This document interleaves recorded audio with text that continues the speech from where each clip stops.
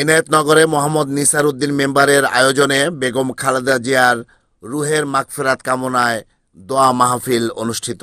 আজ রবিবার বাদ আসর ধর্মগঞ্জ গুদারাঘাট এলাকায় ফতুল্লা থানার এনায়েতনগর ইউনিয়নের ৬ নং ওয়ার্ডে মোহাম্মদ নিসার উদ্দিন মেম্বারের আয়োজনে সাবেক প্রধানমন্ত্রী ও বিএনপি চেয়ারপারসন বেগম খালেদা জিয়ার রুহের মাগফিরাত কামনায় দোয়া মাহফিল অনুষ্ঠিত হয়। দোয়া মাহফিল পূর্ব সংক্ষিপ্ত বক্তব্য রাখেন মোহাম্মদ নিসার উদ্দিন মেম্বার।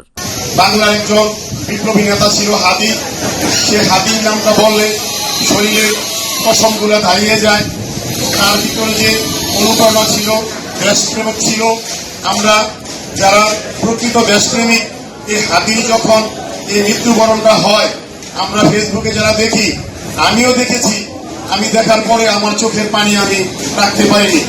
আমিও এই চোখের পানি দেখে আমার সন্তানও কেঁদেছে আমার ঘরের ভিতরে বসে। তার পাশাপাশি আল্লাহ পাকের ডাকে আমাদের দেশের যে মাতা খালেদা জিয়া, সে আল্লাহর ডাকে চলে গেছে। আমরা তার জন্য দোয়া করব এবং কি তার ছেলে যে ধারাবাহিকতাভাবে দেশের যে সমস্ত কাজে হাত দিয়েছে, আমরা দোয়া করব আল্লাহ পাক যেন তাকে সুন্দর মতো দেশটাকে পরিচালিত করে সামনে। বক্তব্য শেষে মিলাদ মাহফিল অনুষ্ঠিত হয়। মিলাদ মাহফিল শেষে বেগম খালেদা জিয়ার রুহের মাগফিরাত কামনায় বিশেষ দোয়া অনুষ্ঠিত হয়।